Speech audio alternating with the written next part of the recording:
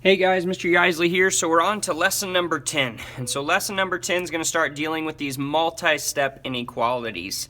And so we did these with linear equations as well, where we've got kind of these pre-solving steps that we need to go through to get it simplified down so that it looks like the two-step inequalities or even the one-step inequalities that we learned about in lessons 5 through 9.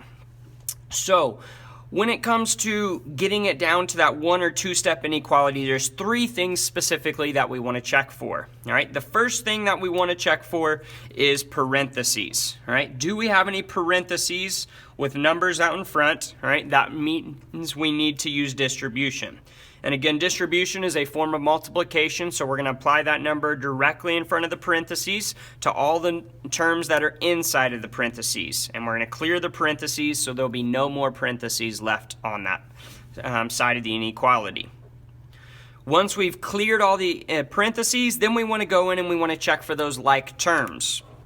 Now remember with like terms, guys, and we've talked about this in the past, right? Like terms have to have the same, right? They have to have the same variable or variables, but we're working with single variables, right? Same variable to same exponent, right? They have to have both of those things in common. They can't just have one of them in common. Has to be both of them. So same variable to the same exponent, right? They do not have to have the same coefficient. Right, now when we combine like terms, remember we're only looking on one side of the inequality, all right, at a time. So we're not looking across the inequality symbol to see if there's anything same on one side or the other. We're looking at one side at a time. So we'll look at just the left side. Hey, is there anything on the left side we can combine? No. All right, then we'll look at just the right side. Hey, is there anything on the right side we can combine? If there is, we would combine it. So one side of the inequality. Third step, then we're looking at both sides of the inequality and we're looking for variable on both sides. So do we have the same variable on both sides of the inequality? All right, so do we have it on the left and on the right? If we do, we have to use addition or subtraction to move it to one side. All right, so this is both sides. When really highlight that, all right, both sides of the inequality. So again, we move it through addition or subtraction all to one side so that the variable is then on one side of the inequality, which once we've gone through these three things and we've done them, we should either have a one or two-step inequality, linear inequality left. All right, so that's the basis of what we're going to go through, those three steps. Then we would go into our four-step approach for solving an inequality once we've got it simplified down. So if you'll flip your paper over, we've got two examples, that we want to go through here of multi-step inequalities. All right, so two examples.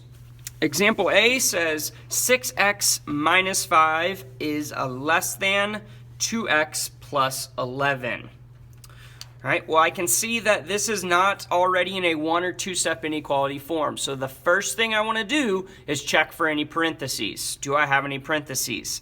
No, I don't. So there's nothing to do there. So my second pre-solving step that I want to do is I want to check, all right, is there any like terms on one side of the inequality? So I'm looking at just this side at the moment, and I'm saying, hey, 6x minus 5, are those like terms?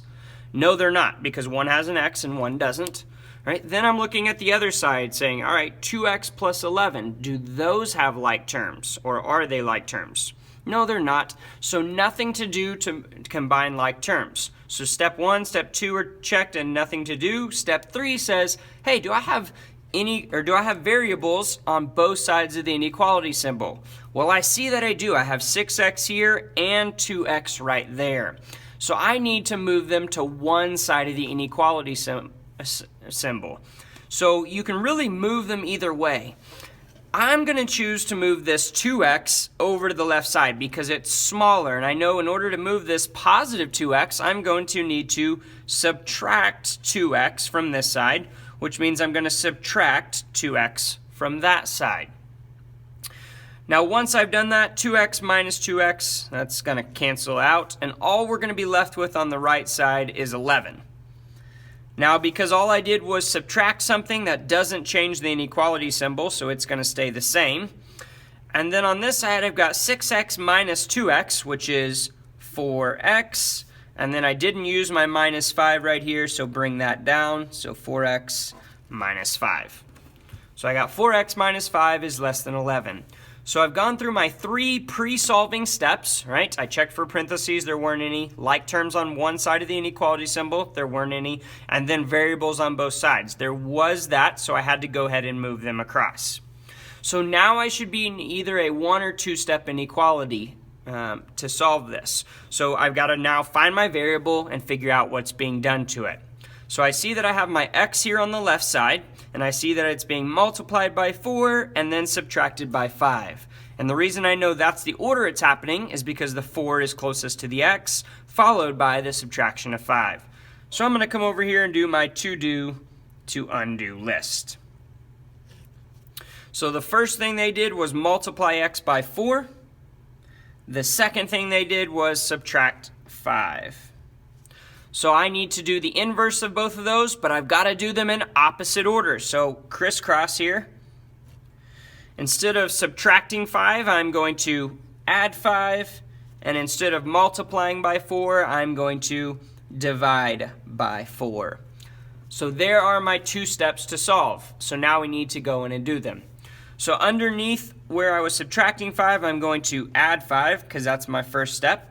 And whatever I do to one side, I have to do to the other. So I'm going to add 5 on this side. So negative 5 and positive 5, they cancel. All I'm left with is 4x. Now because all I did was add, that doesn't change the inequality symbol, so still less than. And then 11 plus 5 is 16.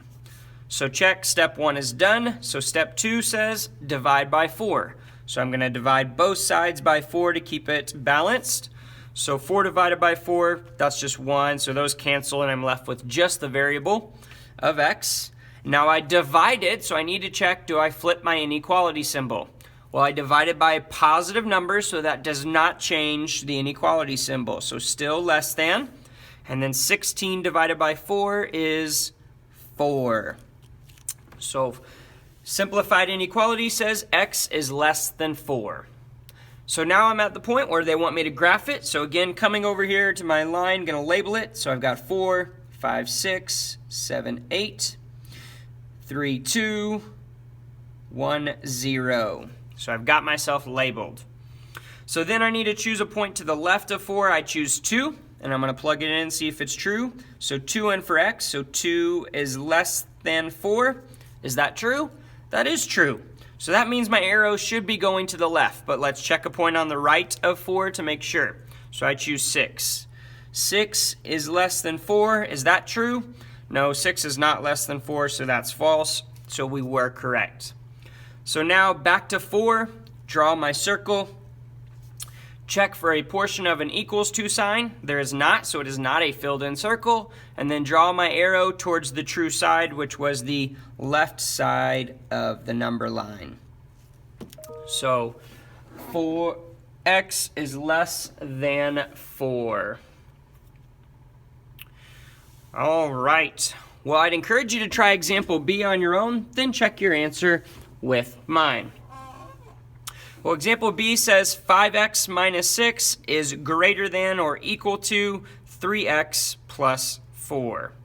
So I notice that this is not a simple 1 or 2 step linear inequality. There's going to be multiple steps, so I need to check for that pre-solving steps. So step 1 is check for parentheses. Do I have any?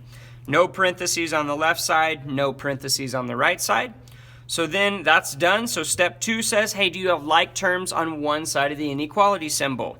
Well, on the left side, I have 5x minus 6. Those are not like terms. On the right side, I have 3x plus 4. Those are not like terms. So nothing to combine. So step 3 says, hey, do you have variables on both sides? Well, I do see I have a 5x on the left side and I have a 3x on the right side. So much like in example A, we need to move those to one side of the inequality. Well, typically, I like to move the smaller one to the larger one's side, especially if they're both positive, and they are. So I'm going to move 3x over here to the left, and the only way I can do that is by subtracting 3x to get it off the right side. So then I need to subtract 3x to move it to the left side. Well, when I do that, 3x minus 3x, that's 0. So all we're left with on the right side is 4. Because all we did was subtract, that does not change the inequality symbol, so greater than or equal to. And then on the left side, 5x minus 3x is 2x. Didn't use my minus 6, so bring that down as well. So my simplified inequality at this moment is 2x minus 6 is greater than or equal to 4. So now I should be in a 1 or 2 step linear inequality. It appears that I have a 2-step linear inequality going on, so I need to figure out, well, what are the two things they're doing, all right, and how do I undo them and in what order?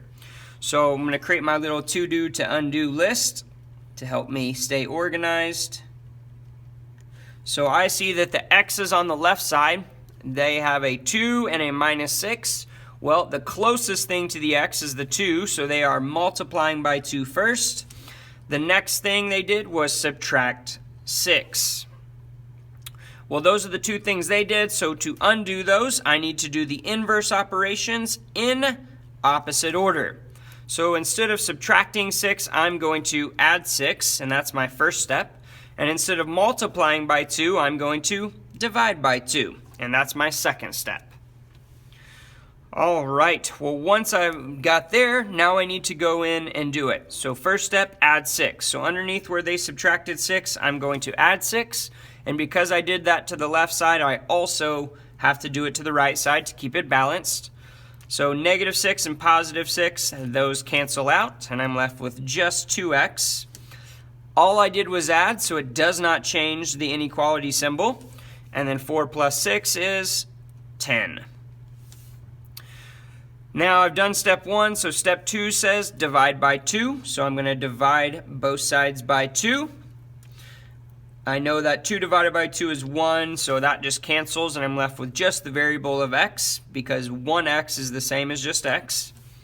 And then I divided, so I need to check, do I flip the inequality symbol? Well, I divided by a positive number, so it does not change. So I've got x is greater than or equal to, and then 10 divided by 2 is 5. So x is greater than or equal to 5. All right, well, now we need to go in and graph it to finish it up. So I'm going to put my 5 down here, count by ones, 6, 7, 8, 9, 4, 3, 2, 1. Then I need to choose a point to the left of 5 and plug it in to see if it makes it true. So I choose 3. 3 is greater than or equal to 5. Right? Is 3 equal to 5? No. Is it greater than 5? No. So that's false. So my arrow should be going to the right, but let's choose a number to the right of 5 and see if that comes true. I choose 7. So 7 is greater than or equal to 5. Well, 7 is not equal to 5, but it is greater than, so that is true. All right, well, back to 5 now. Draw my circle. Look for a portion of an equals to sign. There is, so it is a filled in circle, because 5 is a solution as well. And then draw my arrow to the true side, which was the right side. All right.